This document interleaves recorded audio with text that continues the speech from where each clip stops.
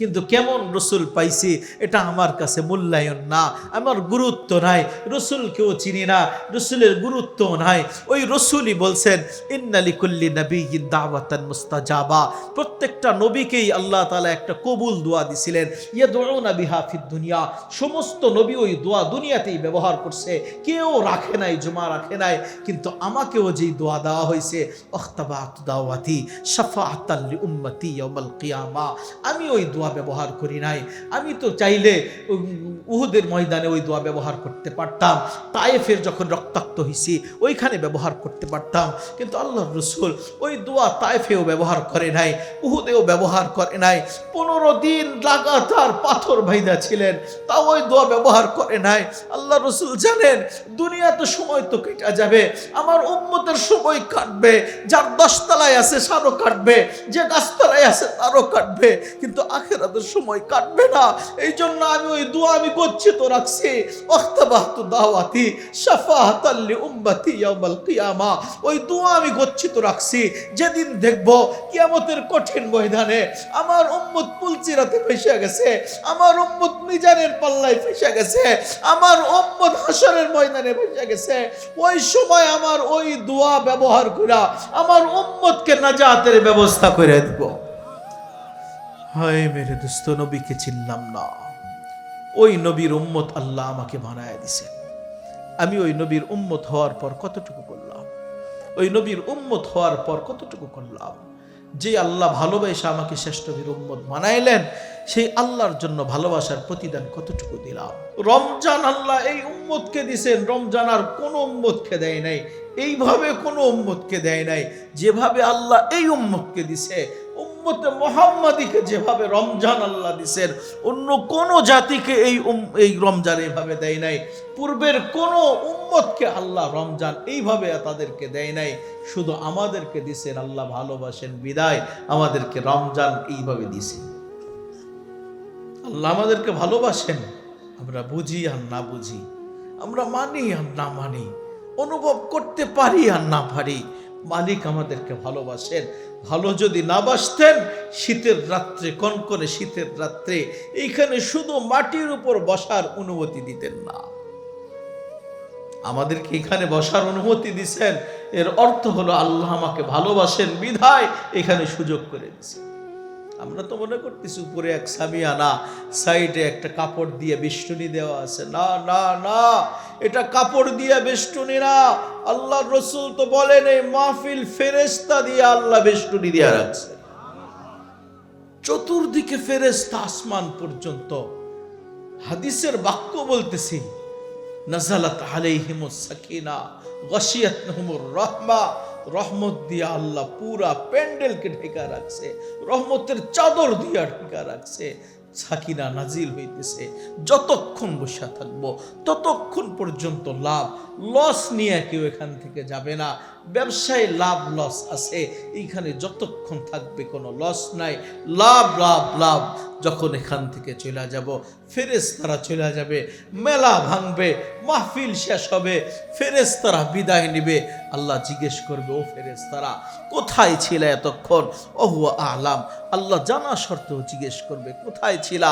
ফেরেশতারা বলবে নারায়ণপুর ইসলামী আইডিয়াল যুব সমাজের উদ্যোগে একটা মাহফিল হইতেছিল, ওইখানে ছিলাম। তারা কি বলে? আপনার রহমতের আশা করে, আপনার শাস্তির ভয় করে, জান্নাত চায়, জাহান্নাম থেকে বাঁচতে চায়। আল্লাহ জিজ্ঞেস করবে, এই ফেরেশতারা তারা কি আমাকে দেখছে?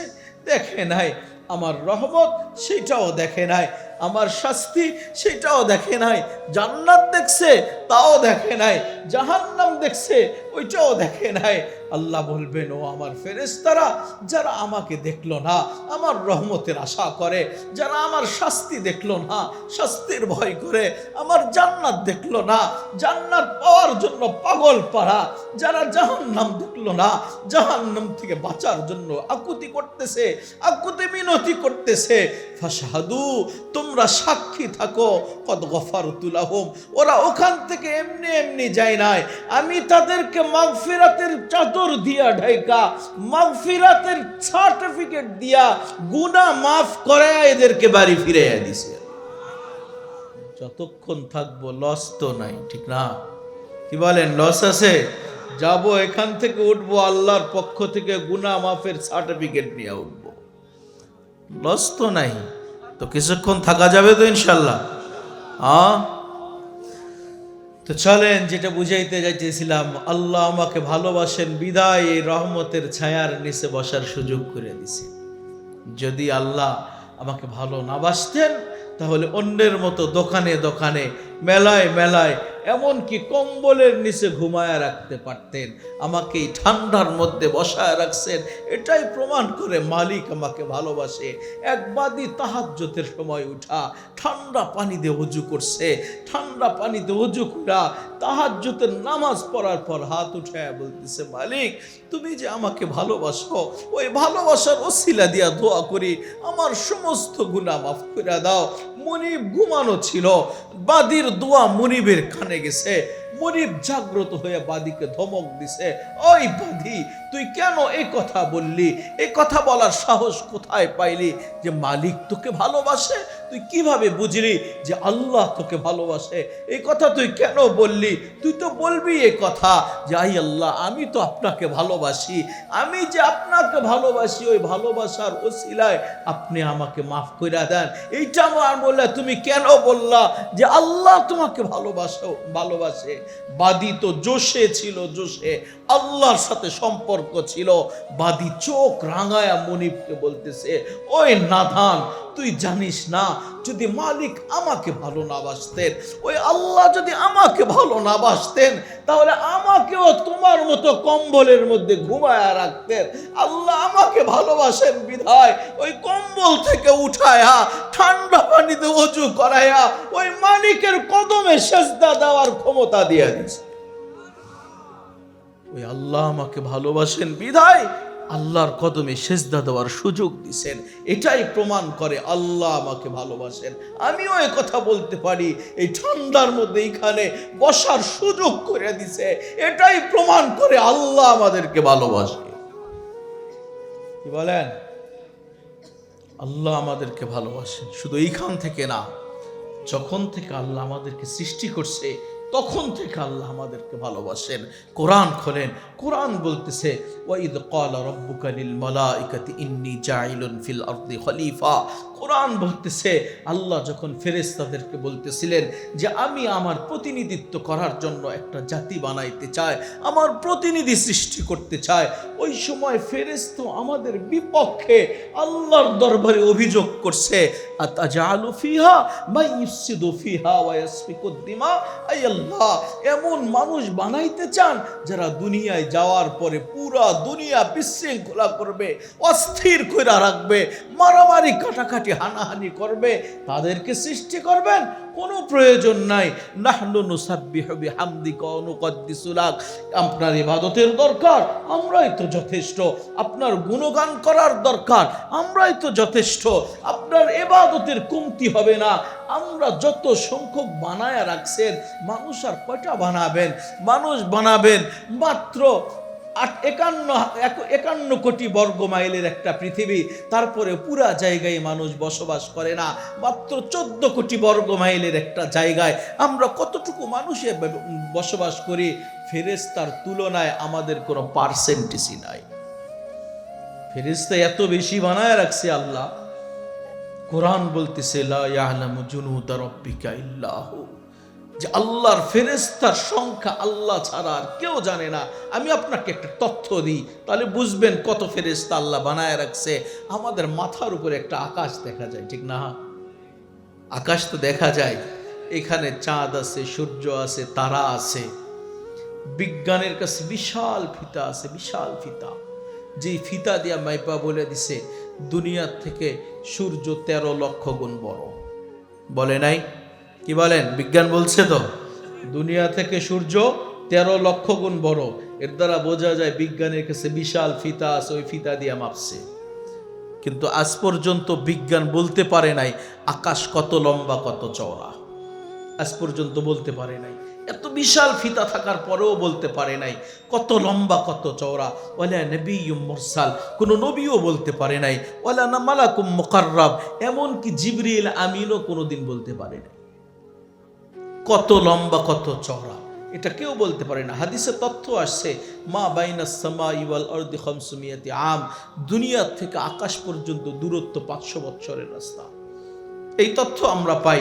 ও কাতিবুহু 500 আম, আকাশ মোটা 500 বছরের, এটাও আমরা পাই। আসসামাউল উলা আমামা সানি কাহালকাতিন ফিল ফালাক, বিশাল স্টেডিয়ামের মধ্যে ফুটবল রাখলে যত ছোট, স্টেডিয়ামের তুলনায় ফুটবলটা যত ছোট, দ্বিতীয় আকাশের কাছে প্রথম আকাশটা এত ছোট। এতটুকু আমরা তথ্য পাই। কাযালিকা সানি আমামা সালিস, আস-সালিস আমামা আর-রাবি, আর-রাবি আমামা আল-খামিস, আল-খামিস আমামা আস-সাদিস, আস-সাদিস আমামা আস-সাবি। প্রত্যেক আকাশ দ্বিতীয় আকাশের কাছে, স্টেডিয়ামের কাছে ফুটবল যত ছোট, প্রত্যেক আকাশের কাছে তার প্রথমটা এত ছোট। 7 আকাশের উপরে আল্লাহ একটা সমুদ্র বানায় রাখছে। ওমকুহু মা বাইনাস সামাই ওয়াল আরদ, ওই সমুদ্রের গভীরতা 500 বছরের গভীরতা। ফিহি সামানিয়াতু আওয়াল, সেখানে 8 জন ফেরেশতা দাঁড়ানো, 8 ফেরেশতা দণ্ডায়মান। ওয়া বাইনা মাসিরাতু 50 আলফা সানা, এক ফেরেশতা থেকে আরেক ফেরেশতার দূরত্ব 50,000 বছরের রাস্তা। ওয়াবাইনা শাহমাত ওযনাইহি ইলা আতিকিহি 700 আম, কানের লতি থেকে কাঁধ পর্যন্ত 700 বছরের রাস্তা।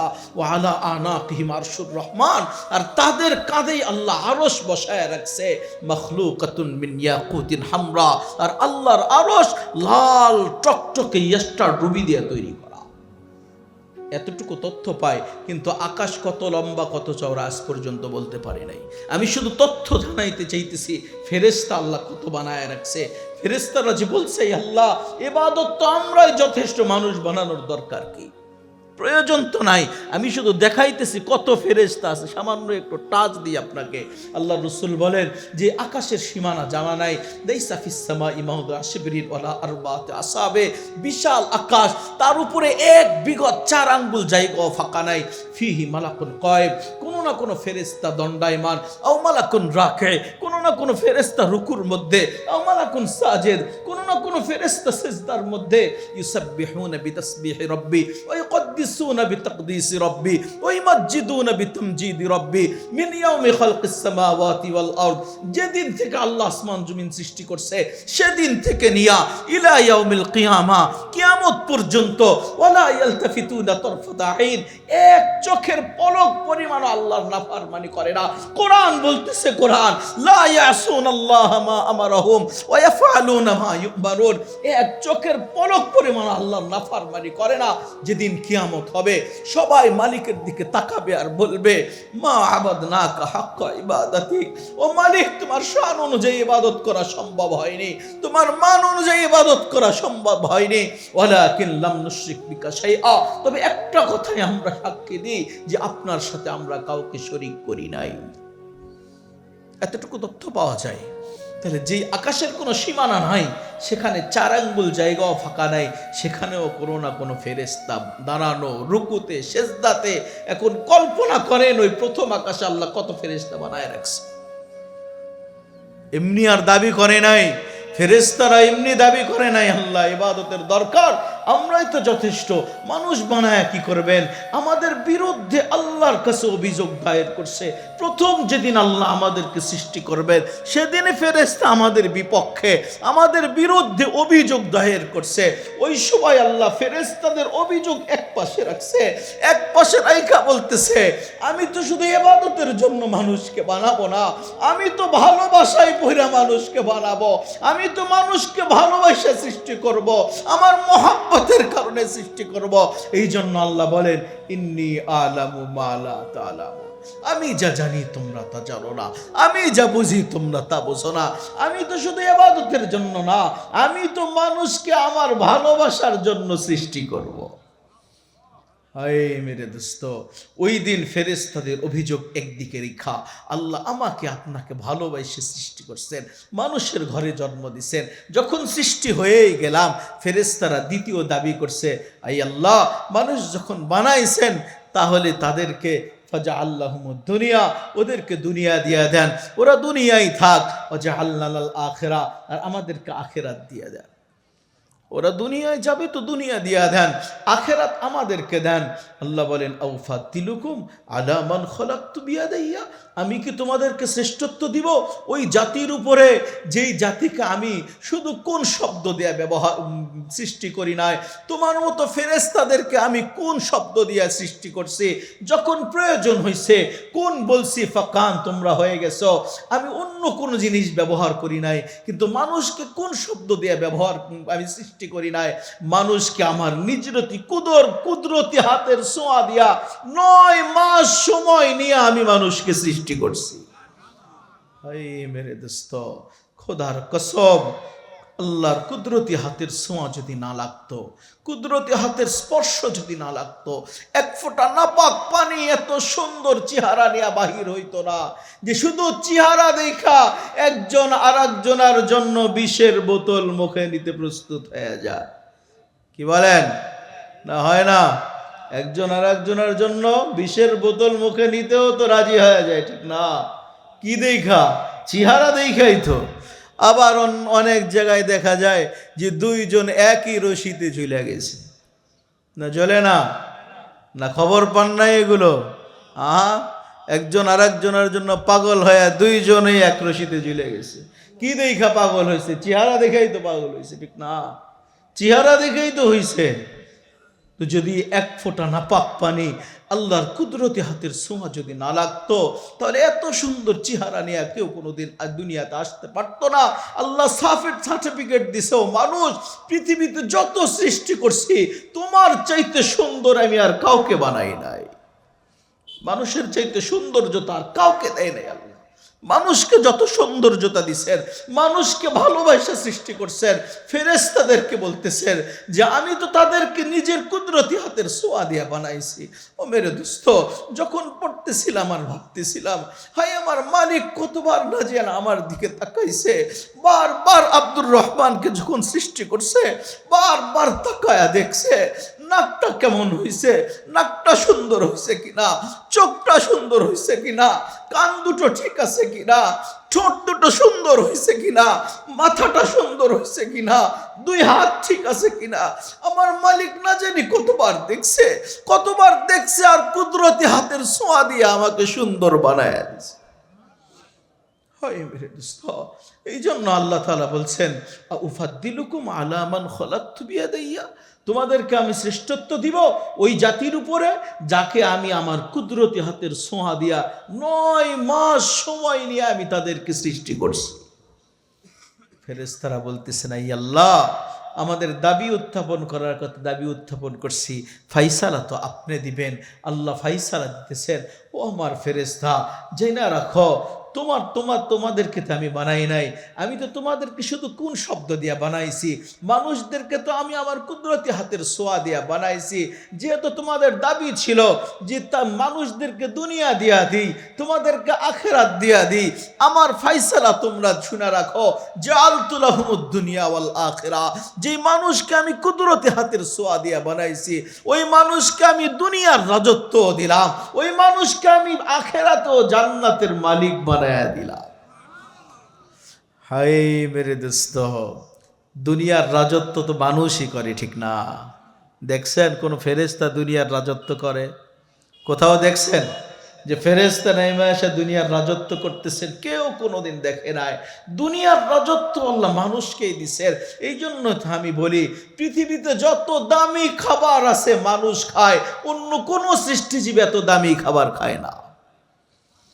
দুনিয়াতে মানুষ যে পরিমাণ দামি পোশাক পরে, অন্য কোনো সৃষ্টিজীব এত দামি পোশাক পরে না। আর যত উন্নত বালাখানা বিল্ডিংয়ে থাকে, বসবাস করে মানুষ, অন্য কোনো প্রাণী এত উন্নত জায়গায় থাকে না। এই জন্যই আল্লাহ বলছে আমি দুনিয়াতে মানুষকে রাজত্ব দিলাম, আখেরাতেও তাদেরকে জান্নাতের মালিক বানায়া দিলাম। আজ পর্যন্ত কোনো ওয়াজেও আপনারা শোনেন নাই, কোরআন হাদিসেও পাবেন না যে এত বিশাল ফেরেশতা বানায় রাখলেন, এত অগণিত ফেরেশতা বানায় রাখলেন। কোথাও কেউ বলে নাই যে ফেরেশতারা আল্লাহর জান্নাতের মালিক হবে। শুনছেন কোথাও? আমার কথা বুঝতেছেন আপনারা? কেউ কোনোদিন বয়ান করছে যে ফেরেশতারা জান্নাতের মালিক হবে? বিশাল জিবরিলকে আল্লাহ বানায় রাখছে, সব সময় আল্লাহ রসুলের দুধ হিসাবে কাজ করছে, নবীদের দুধ হিসাবে কাজ করছে, কিন্তু আজ পর্যন্ত কেউ বলতে পারে নাই জিবরাইল বেহেশতের মালিক হবে। পাইছেন? কেউ কইছে? বিশাল জিবরাইলকে একটু তথ্য দিই আপনাকে। জিবরাইল কত বড়? আমাদের মতো মনে হয় 3.5 হাত বড়, ঠিক না? আমাদের চাইতে হয়তো একটু বড় হবে, জিবরাইল একটু বড় হবে মনে হয়। আল্লাহ রসুল বলতেন, জিবরিল তোমাকে আসল সুরতে দেখতে চাই। কই রাসূলুল্লাহ, তো ঠিক পারবেন না আমাকে আসল সুরতে দেখতে? না, দেখবো একটু, তুমি কত বড় তোমাকে দেখবো। আল্লাহ রসুলকে বলতেছেন আপনি একটু আকাশের দিকে তাকায় থাকেন। আল্লাহ রসুলের দরবার থেকে জিবরিল বাহির হয়ে গেছে, আগ্রহ নিয়ে তাকায় আছে জিবরিলকে দেখবে। একটু পরে আকাশ থেকে পর্দা নামছে, উঠে গেছে। জিবরিল মানুষের সুরতে রসুলের দরবারে আসছে। ইয়া রাসূলুল্লাহ দেখছেন? ওই কোথায় দেখলাম? কিছুই তো দেখি নাই। ওই কিচ্ছু দেখেন না? একটা পর্দা নামছে, উঠে গেছে, আর তো কিছু দেখি নাই। ইয়া রাসূলুল্লাহ এটা কোনো পর্দা ছিল না, আমার 600 পাখার একটা পাখা নামায়া দিছিলাম, একটা পাখা নামায়া দিছিলাম। লাগাত্তাতিল মাশরিক ওয়াল মাগরিব, দুই বর্ডার ঢেকে গেছে। আর গুলা কই রাখবো? ওই কত বড় তুমি? ওই ইদা রাফাতুর আসিল আসসামা ইসাবে, মাথা উঠায়া দিলে 7 আকাশের উপরে যাবে। ওইদা নাশারতুর জিলিলা তাহতা সারা, পা যদি ছড়ায়া দি 7 জমিনের নিচে চলে যাবে। ওয়ালি সিত্তু মিয়াতি জানা, আমাকে আল্লাহ 600 পাখা দিবেন। ইদা নাশারতু জানা হাইয়া লাগাত্তাতিল মাশরিক ওয়াল মাগরিব, দুই পাখা যদি সম্প্রসারিত করে 2 বর্ডার পূর্ব পশ্চিম ঢেকা যাবে। আমি আরো 598 পাখা কোথায় রাখবো আমি? আপনি কিভাবে দেখবেন আমাকে? আল্লাহ রসুল বলেন, কামলাকা কুওয়া, তোমার শক্তি কত? তোমার দেহ তো বড় বুঝলাম, শক্তি কেমন? ইয়া রাসূলুল্লাহ মা জাররাবতু, কখনো কুস্তি লইরা দেখি নাই, কখনো কারো সাথে মারামারি করে দেখি নাই যে আমার শক্তি কত। তবে একটা তথ্য আপনাকে জানাই, ইস্তামালতু লিকওমিন, আমি 600 পাখার মধ্যে এক পাখার সামান্য শক্তি এক জাতির জন্য ব্যবহার করছিলাম। রফাতু ইলা সামা আখাযতু মিনাল আরদ, জমিন থেকে পুরা এলাকা বাড়ি ঘর সব সহ উঠাইছি। রফাতু ইলা সামা, আকাশ পর্যন্ত নিয়ে গেছি। তুম্মা কাল্লাবতু, ওইখানেই উল্টায় দিছি। ওয়া আলকাইতু আলাল আরদ, জমিনের উপরে ধাক্কা মারছি। ফাসারা ইলা ইয়াউমিল কিয়ামাতি বাহরান মাইয়িতা, কিয়ামত পর্যন্ত ওই জায়গাকে আমি ডেড সি বানায় দিছি, মরু সাগর বানায় দিছি, মৃত সাগর বানায় দিছি। জিবরাইলের সামান্য পাখার শক্তিতে 100 কিলোমিটার লম্বা, 6 কিলোমিটার চওড়া বিশাল ডেড সি আর মরু সাগর জিবরাইলের পাখার সামান্য শক্তিতে হইছে। কল্পনা করেন জিবরাইলকে কত বড় বানায় রাখছে আল্লাহ। ওই জিবরাইলও বেহেশতের মালিক হবে না, কিন্তু আমি আপনি ছোট্ট 3.5 হাত মানুষকে আল্লাহ আখিরাতে জান্নাতের মালিক হিসাবে ঘোষণা করে দিয়েছে। মেরে দোস্ত, শুধু বুঝাইতে চাইতেছি আল্লাহ আমাকে ভালোবাসেন, আল্লাহ আমাকে ভালোবাসেন। বিদায় ফেরেশতাদেরকে বলতেছে, আমি মানুষদেরকে দুনিয়ার রাজত্ব দিয়া দিলাম, আমি মানুষদেরকে আখিরাতেও জান্নাতের মালিক বানায় দিলাম। আল্লাহ আমাকে ভালোবাসেন। বিদায় ফেরেশতারা তখন বলছে, আই আল্লাহ, একুলো হারাইলাম, ওকুলো হারাইলাম, দুনিয়াও হারাইলাম, আখিরাতও হারাইলাম, আমও হারাইলাম, সালাও হারাইলাম। তাহলে এত ফেরেশতা কেন বানায় রাখছেন? এই কোটি কোটি অসংখ্য অগণিত ফেরেশতা আপনি কেন বানাইছেন? আল্লাহ বলেন, ফেরেশতাদেরকে কেন বানায় রাখছে এইটাও শুনে রাখো। আনতুম তাস্তাখদিমুনাহুম, যে মানুষকে আমার কুদরতি হাতের ছোঁয়া দিয়া বানাইছি, যে মানুষকে আমার কুদরতি হাতের ছোঁয়া লাগায়া বানাইছি, ওই মানুষের খেদমত করার জন্য তোমাদেরকে বানায়া রাখছি। এই মেরে দোস্ত, খুদার কসম, যদি আল্লাহ ফেরেশতা দিয়া কন্ট্রোল না করতেন, ফেরেশতা দিয়া যদি আমাদেরকে হেফাজত না করতেন, ফেরেশতা দিয়া যদি খেদমত না করায় নিতেন, আমাদের গুনাহ, আমাদের অপরাধ, আমাদের কর্ম 1 সেকেন্ড দুনিয়াতে থাকার অনুমতি দিত না। আল্লাহ ফেরেশতা দিয়ে আমাদেরকে কন্ট্রোল করতেছেন। আমার আপনার হার্টের উপরে আল্লাহ ফেরেশতা বসায় রাখছেন। ফেরেশতা ওইখানে বৈশা বৈশা হার্ট পাঞ্চ করতেছে, পাঞ্চ, যে হার্টের উপরে আমরা বেঁচে আছি, ওই হার্ট পাঞ্চ করতেছে ফেরেশতা। বিজ্ঞানকে যদি বলি হার্ট কি দিয়া চলে, বিজ্ঞান বলবে ভাল্ব দিয়া চলে।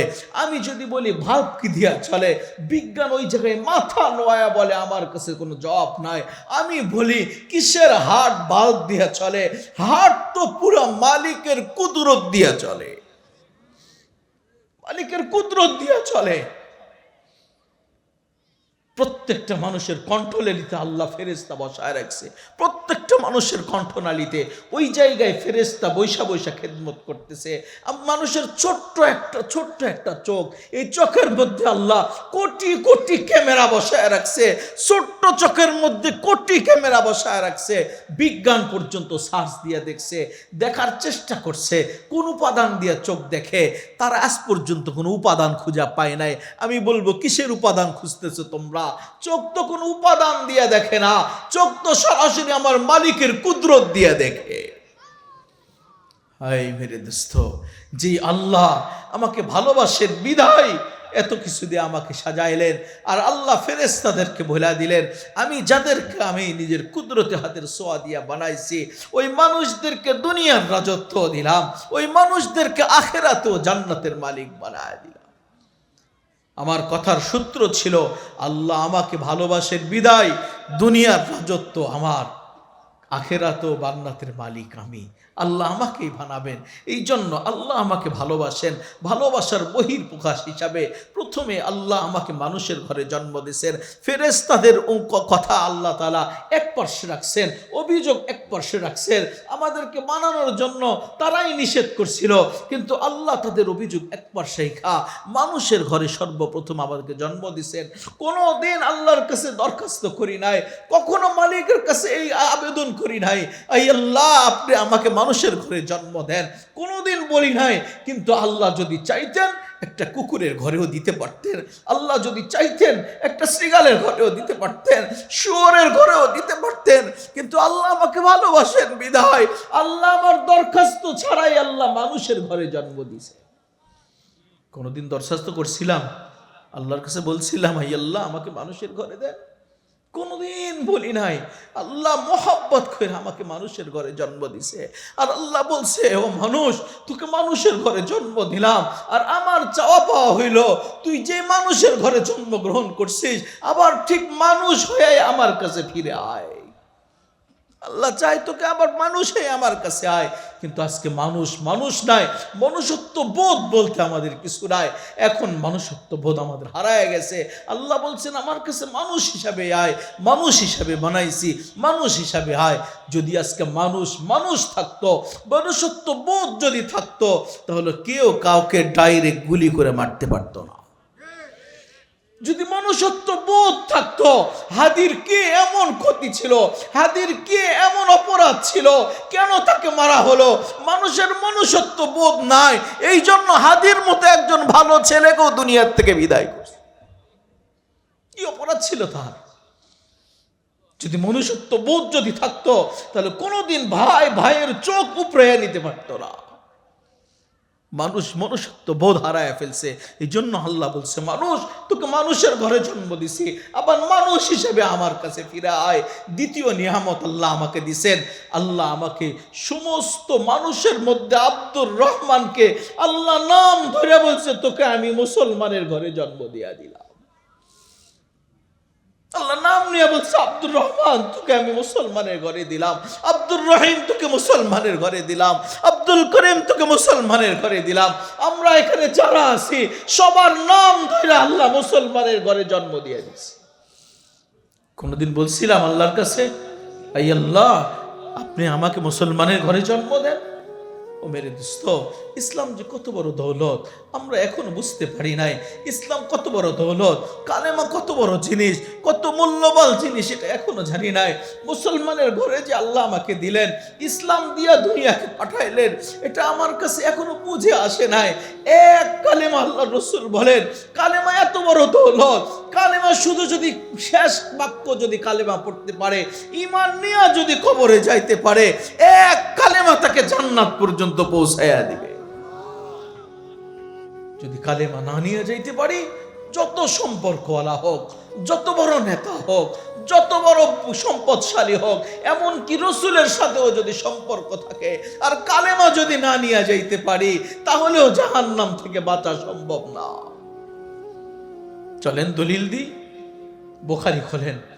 বুখারীর রিওয়ায়াত, যখন আল্লাহ রসুলের চাচা আবু তালেব দুনিয়ার থেকে বিদায় নেয়, আল্লাহ রসুলের চাচা, যে আল্লাহ রসুলের শরীরে ওই চাচার রক্ত বইতেছিল, নিজের রক্ত, নিজের বংশ, নিজের চাচা মোহাব্বত এমন করতেন, যতদিন আল্লাহ রসুলের চাচা আবু তালেব জীবিত ছিল ততদিন পর্যন্ত কেউ রসুলের দিকে চোখ রাঙায়া তাকাইতে পারে নাই।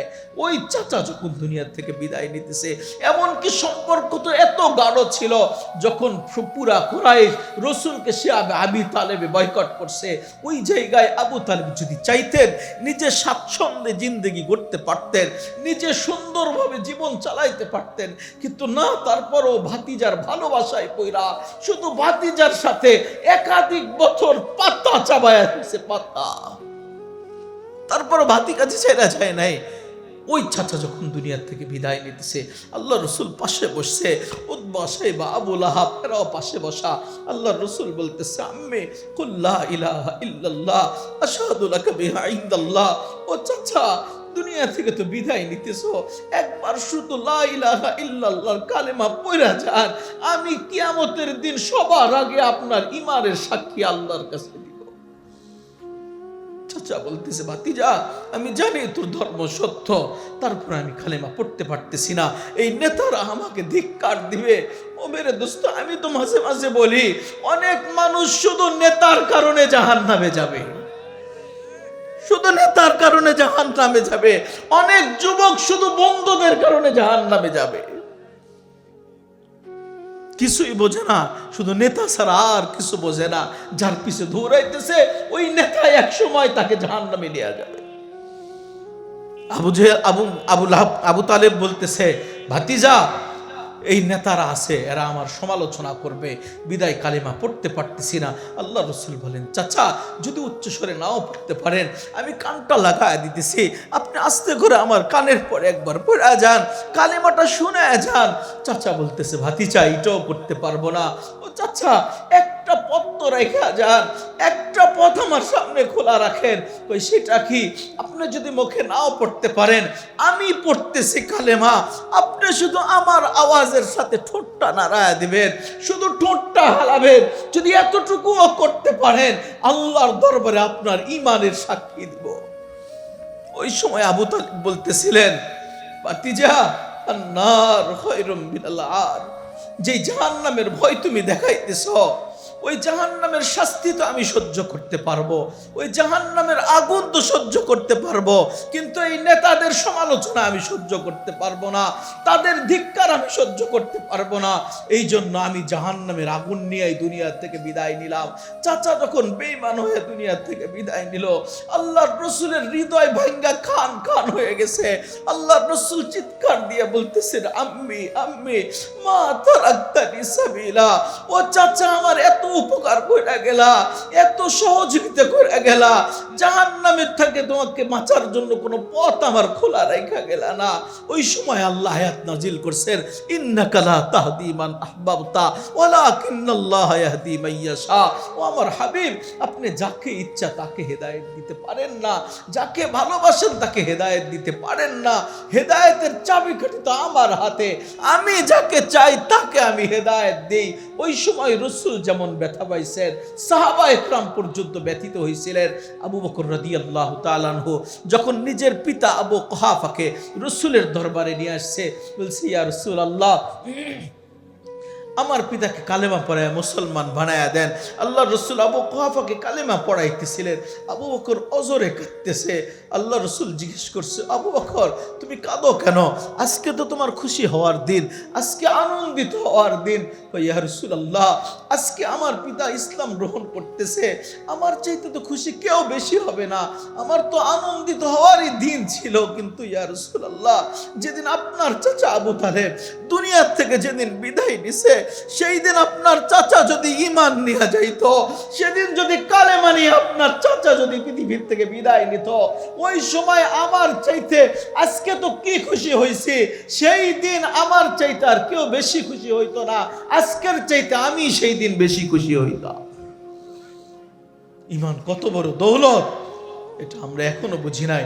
শেষ কালেমাও যদি হয়, এক ওয়াক্ত নামাজও পড়তে পারে নাই, কিন্তু কালেমা শুধু নিয়ে গেছে, ওই কালেমা ওকে একদিন জান্নাত পর্যন্ত পৌঁছায়া দিবে। আল্লাহ রসুলের বাড়ির পাশে এক ইহুদির ছোট্ট ছেলে অসুস্থ, আল্লাহ রসুল দেখতে গেছেন, বুঝছেন যে দুনিয়ায় আর থাকবে না, বিদায় নেবে, আল্লাহ রসুল পাশে বসে বারবার তালকিন করতেছে, কালেমায়ে শাহাদাত পড়ো, আমি রসুল এটার সাক্ষী দাও, আল্লাহ ছাড়া কোনো মাবুদ নাই, সাক্ষী দাও। ছোট্ট বাচ্চা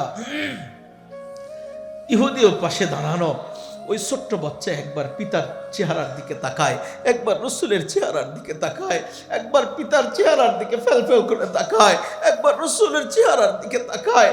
তো বাপ বুঝছে, পিতা বুঝছে যে আবুল কাসেম মোহাম্মদ রসুল্লাহ যা বলতেছে তা তো সত্য, ওনার দিন সত্য।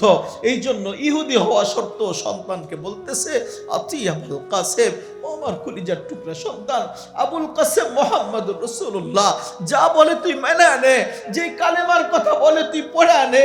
বাবার অনুমতি পাইতে দেরি, বাবার সম্মতি পাইতে দেরি, ছোট্ট বাচ্চা সাক্ষী দিতে দেরি করে নাই, আশহাদু আল্লাহ ইলাহা ইল্লাল্লাহ ওয়া আশহাদু আন্নাকা রাসূলুল্লাহ, আমি সাক্ষী দিচ্ছি আল্লাহ ছাড়া কোনো মাবুদ নাই, আমি সাক্ষী দিচ্ছি আপনি আল্লাহর রাসূল।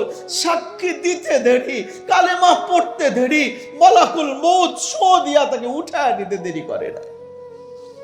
কালেমাও পড়ে শেষ করছে, দুনিয়ার সফরও শেষ করছে। আল্লাহর রাসূল ওইখানে দাঁড়ায়া বলতেছেন, আলহামদুলিল্লাহিল্লাযী আনকাযাহু বিহি মিনান নার, ওই আল্লাহর প্রশংসা করি যেই আল্লাহ আমার মাধ্যমে এই বাচ্চাকে চিরস্থায়ী জাহান্নাম থেকে মুক্ত করে দিয়েছে। এক কালেমা, এক ওয়াক্ত নামাজ ওই বাচ্চা পড়ে নাই, এক কালেমা ওকে জান্নাত পর্যন্ত পৌঁছায় গেছে। মেরে দোস্ত, এই জন্যই আমি বলতেছিলাম যে আল্লাহ আমাকে মুসলমানের ঘরে জন্ম দিছে, কালেমা দিয়া জন্ম দিছে, এর চাইতে বড় নিয়ামত আর কিছু হয় না। আমি মুসলমানের ঘরে জন্ম হয়েছি, এটা আল্লাহর ইহসান, আল্লাহ আমাকে ভালোবাসেন বিদায় মুসলমানের ঘরে দিল। কখনো আল্লাহর কাছে দরখাস্ত করি নাই, কিন্তু বড় আফসোস ওই মুসলমানের সন্তানরা নিজেকে মুসলমান হিসেবে পরিচয় দিতে চায় না। বড় আফসোস, যুবকরা এখন মুসলমান পরিচয় দিতে লজ্জা বোধ করে। ও যুবক, তুমি চিনলা না তোমাকে আল্লাহ কি দিয়ে সৃষ্টি করছে, তোমাকে কত দামি মূল্যবান জিনিস দিয়ে সৃষ্টি করছে, তোমাকে কালেমার মতো ঈমান দিয়ে তোমাকে দুনিয়াতে পাঠাইছে। তুমি বুঝো নাই যে আল্লাহ কত বড় দৌলত তোমাকে দিছে, মুসলমানের ঘরে জন্ম দিছে। মুসলমানের কখনো আমি আল্লাহর কাছে মুসলমানের জন্য দরখাস্ত করি নাই, কিন্তু আল্লাহ ভালোবাসা আমাকে মুসলমানের ঘরে জন্ম দিছে। এমন না আমার বিবেক দিয়ে আমি মুসলমান হইছি, না না না না, এটা আল্লাহ আমার ভালোবাসায় পাগল হয়ে আমাকে মুসলমানের ঘরে দিয়েছে। নিজের বিবেক দিয়ে আমি মুসলমান হইতে পারি নাই। ছোট্ট একটা ঘটনা আমি আপনাকে বুঝাইতে চাই, ছোট্ট একটা ঘটনা বলি। আমার এলাকায় আমি বসা, অনেক ওলামা একরাম বসা, একটা ঘরে বসা ছিলাম, যে ঘরের জানালা দিয়া নদীর পানি দেখা যায়। ওই নদীর পানিতে মূর্তি ডুবানোর পরে মূর্তির যেই কঙ্কাল ওইটা দেখা যায়। মূর্তি দেখছেন আপনারা? আপনাদের এলাকায় আছে? পূজা হয়, কি দিয়া মূর্তি বানায় দেখছেন বানানো কখনো?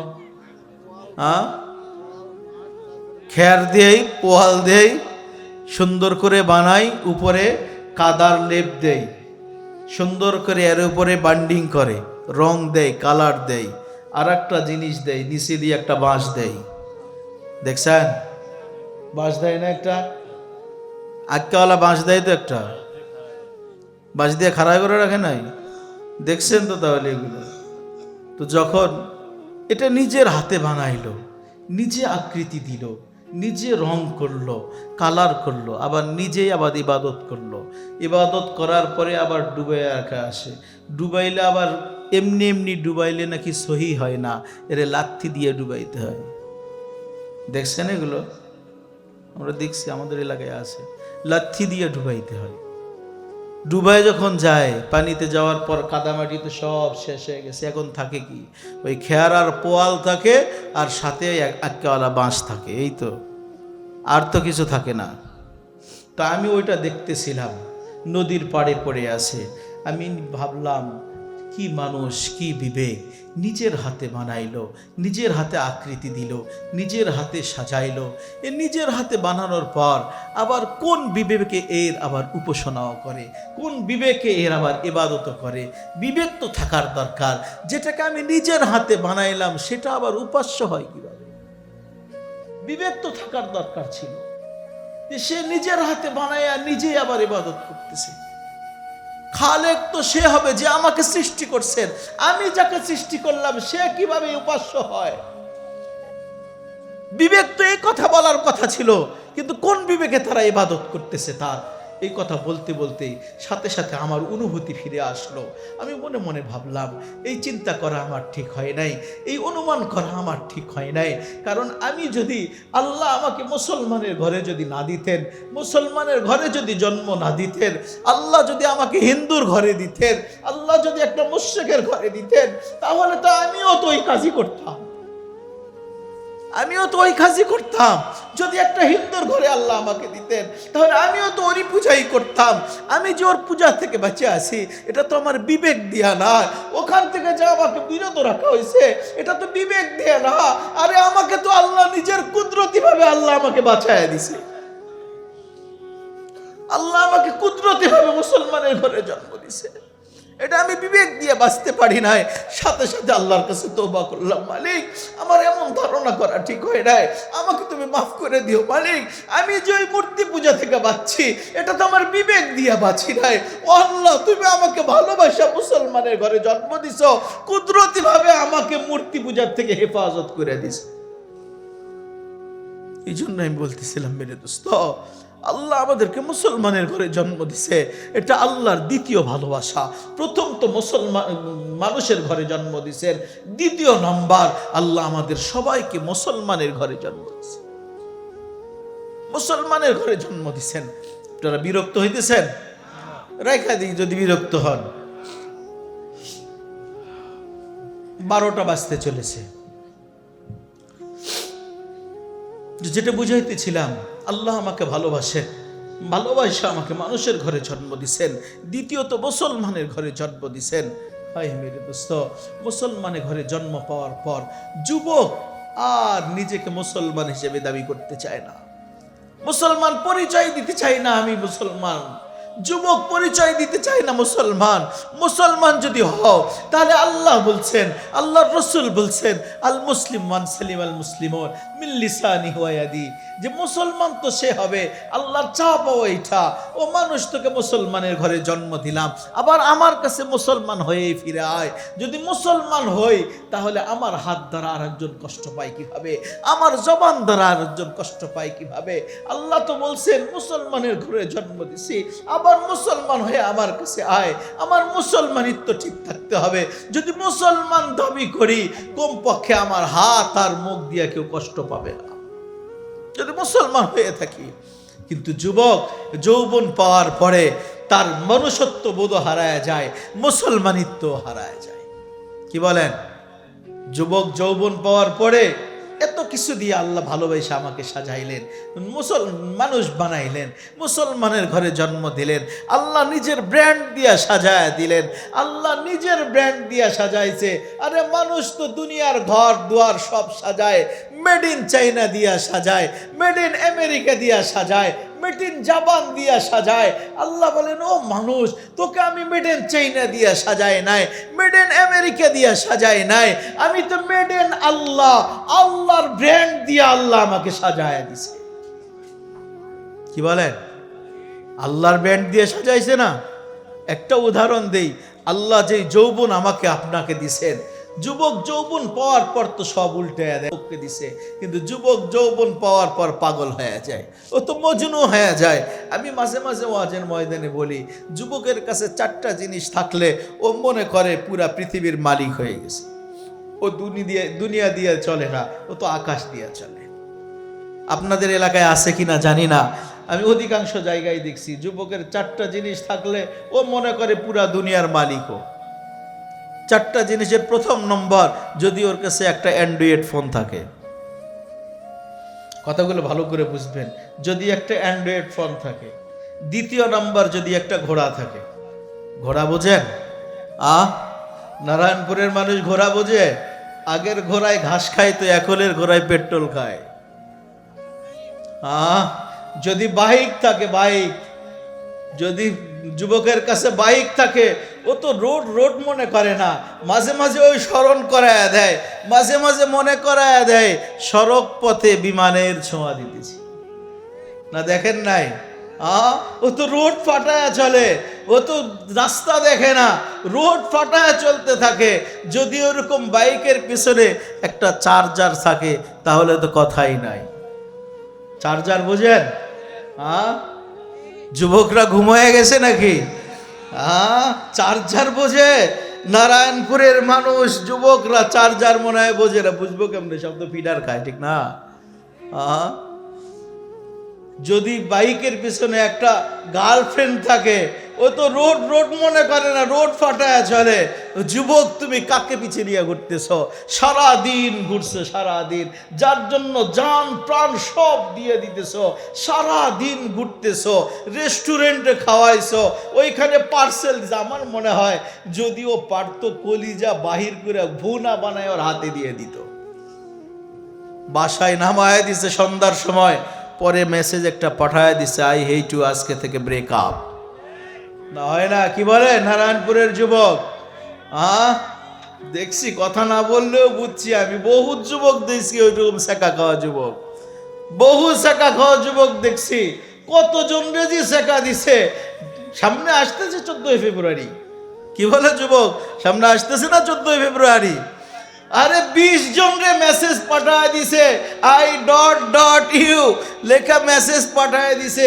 ওই দিনে দেখে একজনের জন্য ফুল নিয়ে দাঁড়ায় আছে, বাকি 19 জন রেই সেকা দিয়ে দিছে। এরকম বহু সেকা খাওয়া যুবককে দেখছি আমি। যাদের সংখ্যা এত বেশি হবে, ওরা শুধু পারে না, শুধু সামাজিকতার ভয়ে পারে না। যদি সামাজিকতার ভয় না থাকতো, ওরা রাস্তায় রাস্তায় মানববন্ধন করত, মিছিল মিটিং বাহির করত, স্লোগান দিত একটার পর একটা, সেকা খাইছে আমার ভাই, অমুকের রক্ষা নাই, আমরা তার বিচার চাই। এরা পারে না তো, শুধু সামাজিকতার ভয়ে পারে না। যুবক, কার পিছনে দৌড়াইতেছে তুমি? আল্লাহ যে যৌবনটা তোমাকে দিছে, কার পিছনে তুমি কাটাইতেছ? আল্লাহ তোমার জন্য কি বানায় রাখছে? তোমার যৌবনের মূল্য দুনিয়াতে কেউ দিতে পারবে না। যার পিছনে ঘুরতেছ, ও তোমাকে একদিন ছেকা দিয়ে চলে যাবে। যেই নেতার পিছনে তুমি ঘুরতেছ, সুযোগ যদি পায়, ওই নেতাও তোমার সন্তানকে এতিম বানাইতে দ্বিধাবোধ করবে না। ওই নেতাও সুযোগ পাইলে তোমার স্ত্রীকে বিধবা বানাইতে দ্বিধাবোধ করবে না। যুবকের যৌবনের মূল্য আল্লাহ ছাড়া আর কেউ দিতে পারে না। এই জন্য আল্লাহ রসুল বলছেন কিয়ামতের কঠিন ময়দানে আল্লাহর আরশের নিচে 7 শ্রেণীর মানুষ ছায়া পাবে, যেই দিন আরশের ছায়া ছাড়া কোনো ছায়া থাকবে না। ও যুবক, কান খুলে শুনে রাখো, ওই দিন আল্লাহ তোমার যৌবনকে যদি আল্লাহর রাস্তায় কাটাইতে পারো, যুবক, তোমার জন্য আল্লাহ নিজের টিকিট কাটা ভিআইপি গ্যালারির সিট তোমার জন্য বরাদ্দ করে রাখছে, তোমার জন্য বরাদ্দ করে রাখছে। শুধু একটা যুবকদের সিটি আল্লাহ বরাদ্দ করে রাখছে। শাবুন নাশা ফি ইবাদাতিল্লাহ, যে যুবক নিজে যৌবনকে আল্লাহর জন্য ওয়াকফ করে রাখছে। ও যুবক, তুমি চিনলা না, তুমি বুঝলা না, তোমার মতো যুবকের জন্য আল্লাহ এখনো দুনিয়া টিকায় রাখছে। তুমি বুঝলা না নিজের যৌবনের মূল্য, নিজের যৌবনের ইবাদত তুমি বুঝলা না।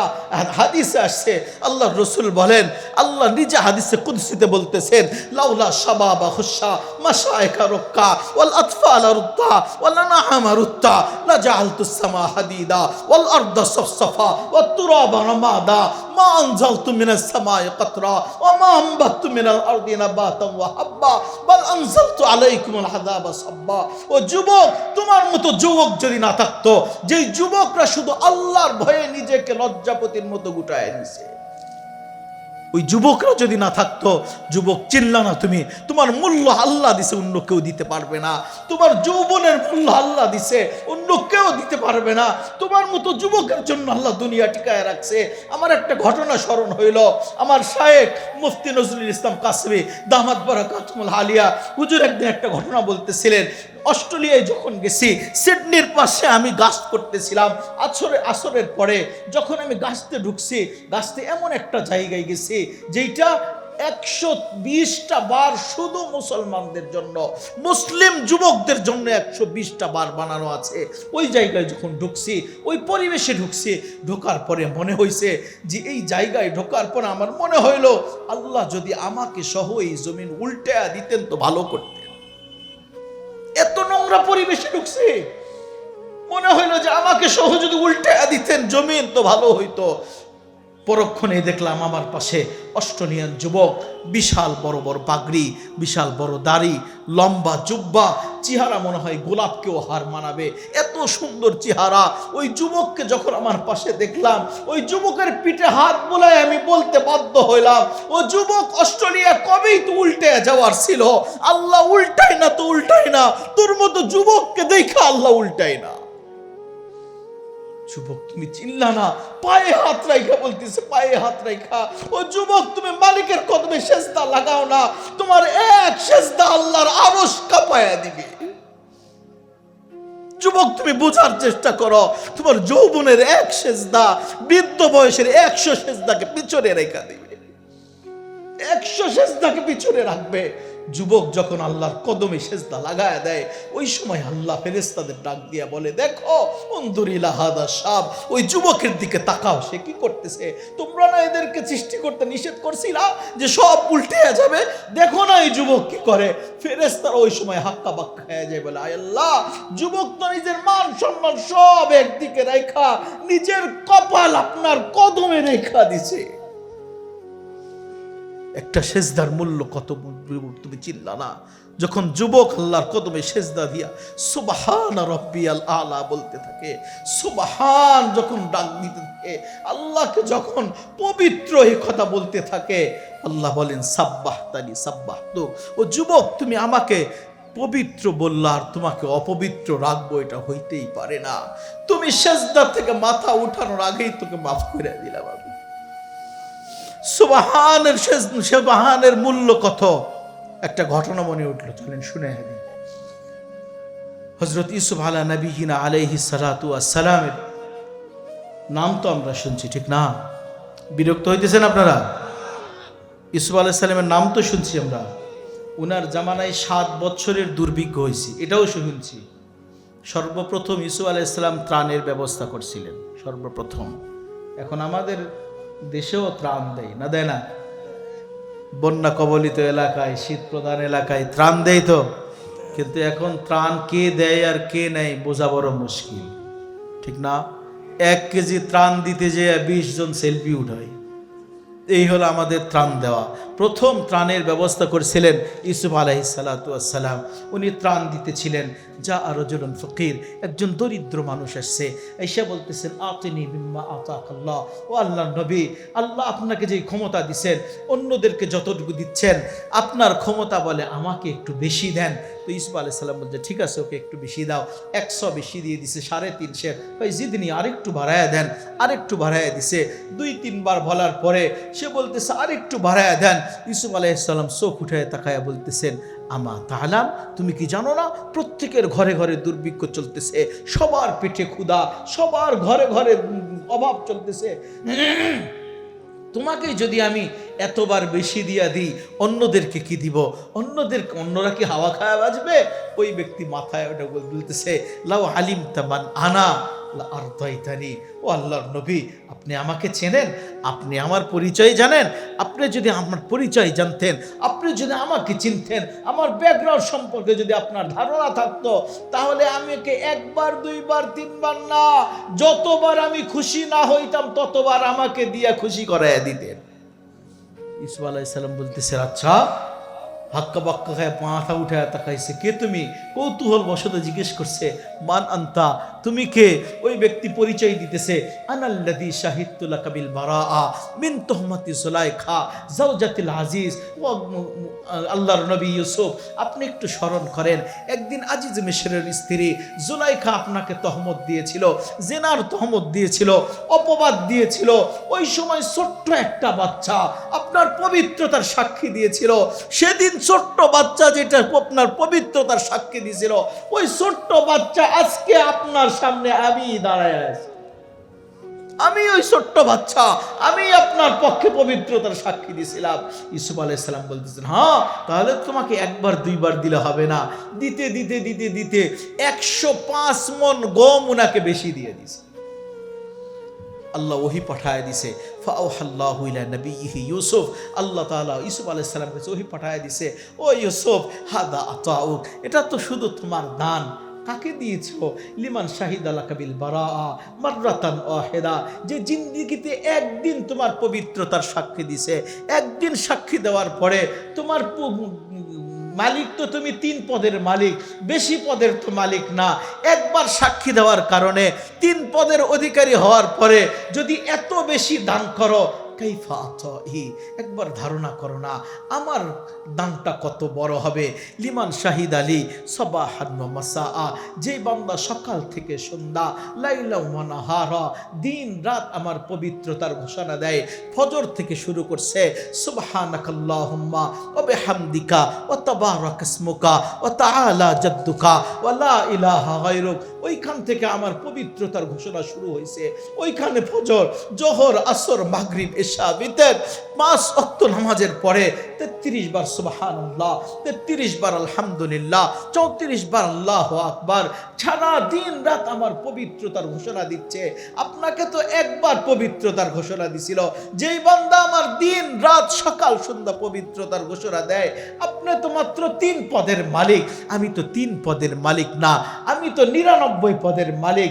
আনাল্লাহ আনার রহমানুর রহিমুল মালিকুল কুদ্দুসুস সালামুল মুমিনুল মুহাইমিনুল আজিজুল জব্বারুল মুতাকাব্বিরুল খালিকুল বারিউল মুসাవ్বিরুল গফফারুল কাহ্হারুল ওয়াহ্হাবুর রাজ্জাকুল ফাত্তাহুল আলিমুল কাবিদুল বাসিতুল খাফিদুর রাফিউল মুইজ্জুল মুদিল্লুস সামিউল বাসির আল হাকামুল আদলুল লতীফুল খবীর আল হাফিজুল মুকিদুল হাসিবুল জলিলুল করিমুল রাকিবুল মুজিবুল ওয়াসি আল হাকিমুল ওয়াদুদুল মজিদুল বাঈতুশ শাহীদ আল হকুল ওয়াকিল আল কবিয়ুল মতিন আল মুহসি আল মুবদি আল মুহয়ি আল মুমিত আল হাইয়ুল কাইয়্যুম আল ওয়াজিদ আল মাজিদ আল ওয়াহিদ আল আহাদ আল সামাদ আল কাদির আল মুক্তাদির আল মুকদ্দম আল মুআخر আল আউয়াল ওয়াল আখির ওয়াল যাহির ওয়াল বাতিন আল ওয়ালি আল মুতাআলি আল বাররু আত তাওয়াব আল মুনঈম আল মুনতাকিম আল আফু আর রাউফ মালিকুল মুলকি যুল জালালি ওয়াল ইকরাম আল মুকসিত আল জামি আল গনি আল মুগনি আল মানি আল দার আল নাফি আল নূর আল হাদি আল বদি আল বাকি আল ওয়ারিস আর রশিদ আল সবুর জাল্লে জালাল ও ইউসুফ, আমি আল্লাহ 99 পদের মালিক আল্লাহ।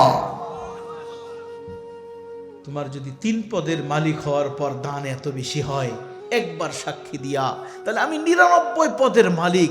যেই বান্দা আমার দিন রাত আমার পবিত্রতার সাক্ষী দেয়, তাহলে ওই বান্দাকে আমি কত বেশি দিব একটু ধারণা করো না। এই জন্য আল্লাহর রাসূল বলেন, আই আল্লাহ আমার উম্মতকে কত দিবেন? আপনার উম্মত 1 আমল করবে 1 সওয়াব দিব। আল্লাহ একটু বাড়ানো যায় না? 10 বাড়ায় দিলাম। মান জা বিল হাসানাতি ফালাহু আশরাম সালিহা, 10 বাড়ায় দিলাম। আমি তো ভালোবাসি আমার বান্দাকে, আমি ভালোবাসি, 1 আমল বিনিময়ে 10 বাড়ায় দিলাম। আই আল্লাহ আর একটু বাড়ানো যায় না?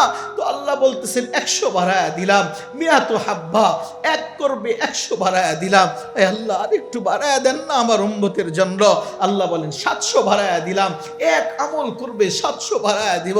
আল্লাহ রাসূল বলেন, আই আল্লাহ আর একটু বাড়ায় দেন না? তো আল্লাহ রাসূলকে আল্লাহ বলতেছেন 1 মাস করবে আমি 70 মাসের সওয়াব দিয়া দিব। আই আল্লাহ আমার উম্মতের জন্য আর একটু বাড়ায় দেন। 1 মাস করবে কিভাবে? আল্লাহ বলেন 1 রাত করবে 83 বৎসর 4 মাসের সওয়াব দিয়া দিব। আল্লাহর রাসূল বলেন, মালিক আমার উম্মতের জন্য আরেকটু বাড়ায় দেন না? আল্লাহ বুঝছেন যে আমার হাবিব উম্মতের কান্ডারি, যত দিব মন ভরবে না, এই জন্য ডাইরেক্ট বলে দিয়েছেন বিগয়রে হিসাব।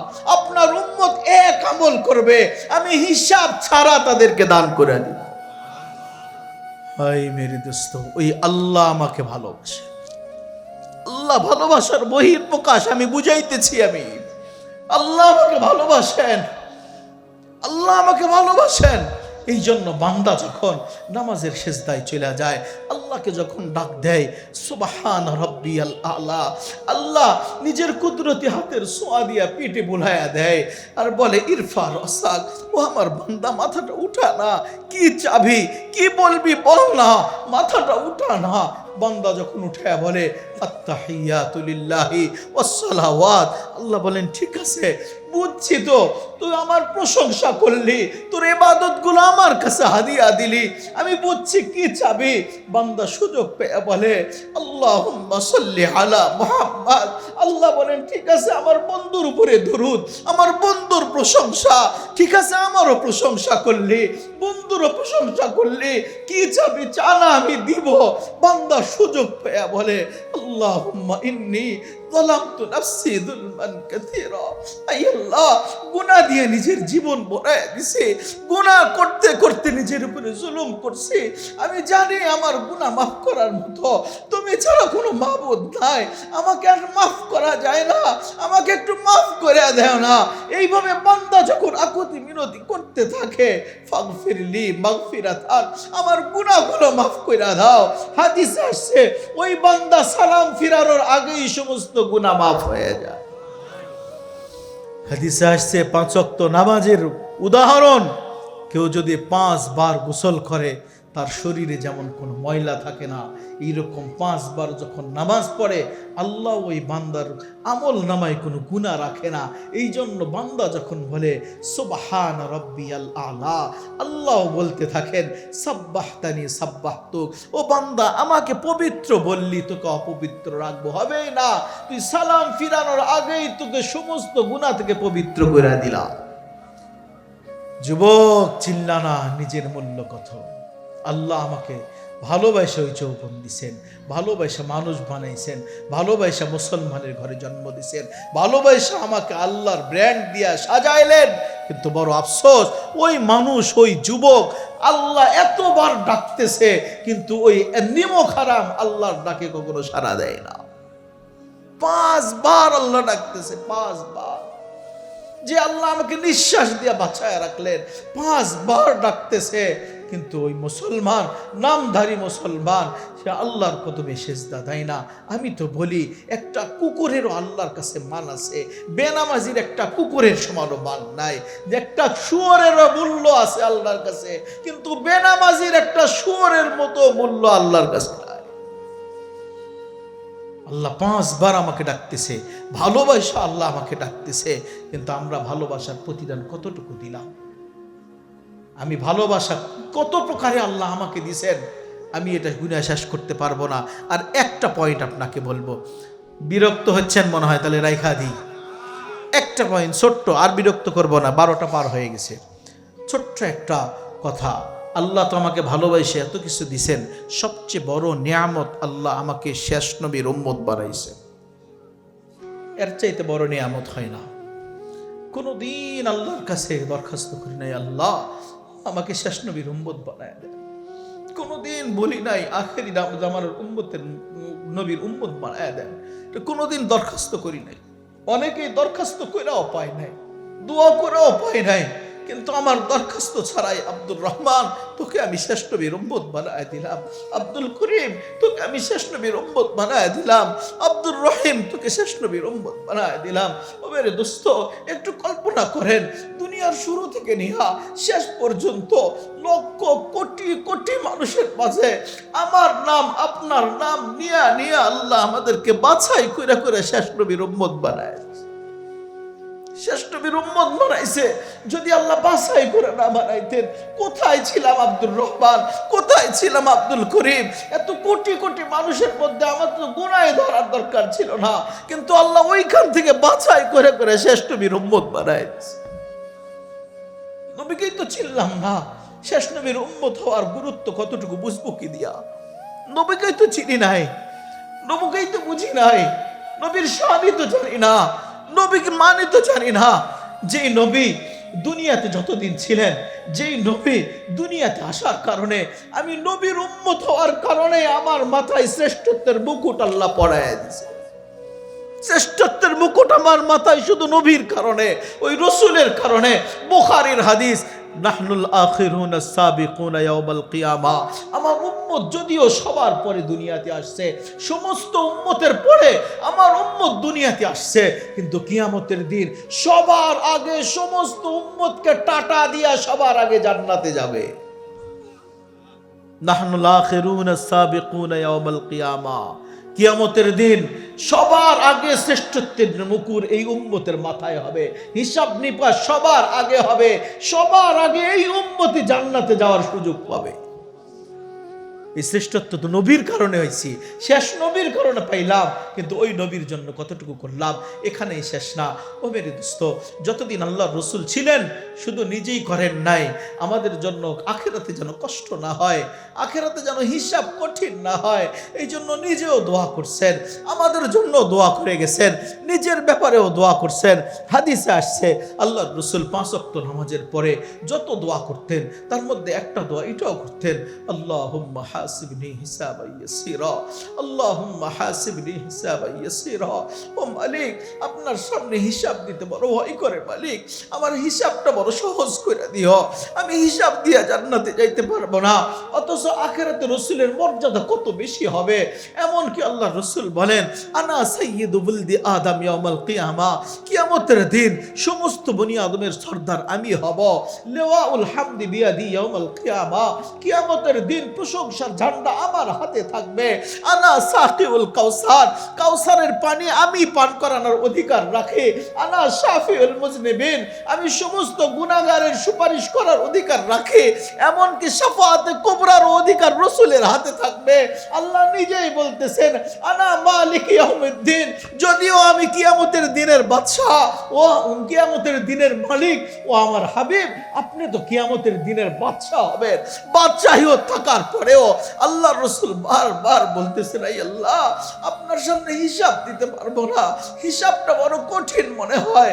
আল্লাহুম্মা হাসিবনি হিসাবান ইয়াসীরা, আই আল্লাহ আমার হিসাবটা বড় সহজ করে দিয়েন। শুধু নিজের জন্য না, আল্লাহ রসুল যখন ঘরের পাশ দিয়ে যাইতেন ফাতেমাকে ডাকতেন, ইয়া ফাতেমা কুমি আনকিদি নাফসাকা মিনান নার, ও ফাতেমা উঠো, নামাজে দাঁড়ায় যাও আর নিজেকে জাহান্নাম থেকে বাঁচাও, নামাজ পড়ো, নিজেকে জাহান্নাম থেকে বাঁচাও। আল্লাহর রসুল একদিন ফাতেমার ঘরে গেছে, আল্লাহর রসুল ফাতেমার কাছে বসা, আল্লাহর রসুলের কাঁধের পরে ফাতেমার গাল, আল্লাহর রসুলের গাল ফাতেমার গালের সাথে, রসুলের চোখ বেয়ে পানি পড়তেছে, ফাতেমার চোখের পানিতে রসুলের চোখ ভিজে যাইতেছে। আল্লাহর রসুলকে বলতেছেন, আব্বা জান এভাবে আর কতদিন চলবে? কেন মা? আজ 3 দিন হইল ফাতেমার ঘরে কোনো আগুন জ্বলে নাই। আল্লাহ রসুল বলতেছেন, ফাতেমা এই 3 দিন হইল, আজকে 5 দিন হইল তোমার বাবার পেটে পাথর বাঁধা, পাথর। ফাতেমার চোখের পানিতে রসুলের মুখ ভেসে যাইতেছে। জিবরাইল চলে আসছে, জিবরিল এসে বলতেছেন, ইয়া রাসূলুল্লাহ, ফাতেমার চোখের পানি, আপনার চোখের পানি আকাশে কোনো ফেরেশতা বরদাস্ত করতে পারে নাই, আল্লাহ আমাকে পাঠায় দিছে। ফাতেমা যদি চায়, এখন আল্লাহ বলছেন যে আল্লাহ ফাতেমার ঘরের ফ্লোর থেকে নিয়ে ছাদ পর্যন্ত যেন স্বর্ণ দিয়া বানায় দিয়া যায়। ফাতেমা যদি চায় দুনিয়ার সব সম্পদ দেওয়া হবে, কিন্তু ফাতেমাকে বলে দেন, যদি ফাতেমা দুনিয়া চায় ওকে হিসাব দিয়া জান্নাতে যাইতে হবে।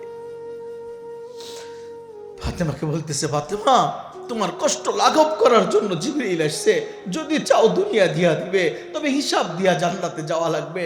ফাতেমা চিৎকার দিয়া বলছে, বাবা যদি এই 1 দিন 2 দিন আর 5 দিন না, যদি মাসের পর মাস, বছরের পর বছর যদি অনাহারে থাকা লাগে, যদি থাকতে হয়, তারপরও আমি দুনিয়া চাই না। বাবা হিসাব বড় ভয় করে, হিসাব দিয়ে আমি জান্নাতে যাইতে পারবো না, আমি তো দুনিয়া চাই না। ইখতারতুল্লাহ ওয়া রাসূলা, আমি আল্লাহ রসুলকেই গ্রহণ করলাম, আমি বিনা হিসাবে জান্নাতে যাইতে চাই। আয় মেরে দোস্ত, হিসাব যে কত বড় কঠিন, শুধু নিজের জন্য না, আল্লাহ রসুল সাহাবা ইকরামদের জন্য, আমাদের জন্য হিসাব সহজ করার দোয়া করছেন। ছোট্ট একটা হাদিস আপনাকে শোনায়। হযরত ওসমান ইবনে আফফান রাদিয়াল্লাহু তাআলা আনহুর একটা ঘটনা মনে উঠলো। আল্লাহ রসুল ঈদগার ময়দানে যাইতেছেন, ঈদের ময়দানে যাবেন, আম্মা জান আয়েশা সিদ্দিকা রাদিয়াল্লাহু তাআলা আনহা সামনে এসে বলতেছেন, ইয়া রাসূলুল্লাহ, আপনি ঈদগার ময়দানে যাইতেছেন, অথচ আজকে আপনার ঘরের মেহমান, বদর যুদ্ধে যারা শহীদ হয়েছে ওই সমস্ত সাহাবীদের বিধবা নারীরা আজকে আপনার ঘরের মেহমান, এতিম সন্তানরা আজকে আপনার ঘরের মেহমান, কিন্তু ইয়া রাসূলুল্লাহ, খোদার কসম 11টা বিবির কারো ঘরে আগুন জ্বালানোর মতো কোনো ব্যবস্থা নাই, মেহমানদারি কি দিয়া হবে? আল্লাহ রসুল শুধু আকাশের দিকে নজর করে চলে গেলেন। যখন ঈদের নামাজ পড়ানোর পরে ফিরে আসতেছেন, দেখেন যে সমস্ত বাচ্চার খাবার ছিল না, শরীরে কোনো পোশাক ছিল না। ওই বাচ্চাদের হাতে দামি দামি খেজুর, দামি দামি খাবার, দামি দামি পোশাক, যে সমস্ত নারীদের কাছে দামি কোনো পোশাক ছিল না, ওই বিধবা নারীদের দামি দামি পোশাক। আল্লাহর রাসূল আম্মা জানকে জিজ্ঞেস করছে, আয়েশা তুমি না অভিযোগ করলা কিছুই নাই, এই দামি খাবার আর এই দামি পোশাক কোত্থেকে আসলো? কয় ইয়া রাসূলুল্লাহ, আপনাকে যখন বলতেছিলাম কিছুই তো বললেন না, চলে গেলেন। আমার মনে হয় কথা ওসমান ঘরের পাশ থেকে শুনছে। আপনি যাওয়ার পরে ওসমান ইবনে আফফান কয়েকটা উট বোঝাই করে দামি খাবার আর দামি খেজুর আর পোশাকগুলো এই মুসলমানদের জন্য হাদিয়া দিয়ে গেছে। আল্লাহর রাসূল ওই সময় হাত উঠাইছেন আর বলছে, ইয়া রহমান সাহিলিল হিসাব আলাল উসমান। আই আল্লাহ, আই রহমান দয়াময়, ওই উসমানের জন্য হিসাবটা বড় সহজ করে দিও। কিয়ামতের কঠিন ময়দানে আল্লাহ রসুল যখন আল্লাহ রসুলকে বলা হবে আপনার উম্মতকে হিসাবের জন্য পাঠান, আল্লাহ রসুল সর্বপ্রথম আবু বকরকে পাঠাবে। আবু বকর যাওয়ার পরে আল্লাহ রসুল আল্লাহ তাআলা বলবেন, আবু বকর তুমি আমার হাবিবের সাথী, গুহার সাথী, মক্কার সাথী, মদিনার সাথী, লাগবে না হিসাব, বিনা হিসাব কিতাবে জান্নাতে চলে যাও। ওমর আসবে, ওমরকে বলবে, ওমর তোমার দ্বারা, তোমার মাধ্যমে আমার দিনকে প্রতিষ্ঠিত করছে, দিনকে শক্তিশালী করছে, তোমার মাধ্যমে আমি দিন শক্তিশালী করছি, লাগবে না, যাও না জান্নাতে, বিনা হিসাব কিতাবে যাও। ওসমান যখন আসবে, ওসমান সামনে আসলে আল্লাহ একটা চিরকুট হাতে ধরায় দিবে, কাগজের একটা চিরকুট। ওসমান রাদিয়াল্লাহু তাআলা আনহু যখন খুলবেন, খোলার সাথে সাথে দেখবেন আল্লাহ রাসূলের সেই দিনের দোয়া ওইখানে লেখা, ইয়া রহমান সাহিলিল হিসাব আলা উসমান। আই আল্লাহ, আমার ওসমানের জন্য হিসাবটা বড় সহজ করে দিও। আল্লাহ ডাক দিয়া বলবে, ওসমান এটা তো ওই দিনের দোয়া যেদিন হাদিয়া দিয়ে আসছিল, আমার হাবিব তোমার জন্য দোয়া করছিল, তোমার জন্য যেন হিসাবটা সহজ করে দিই। ওই দিন আমার হাবিবের দোয়াকে কবুল করছি, এই সার্টিফিকেট নাও আর তুমি বিনা হিসাব কিতাবে জান্নাতে চলে যাও।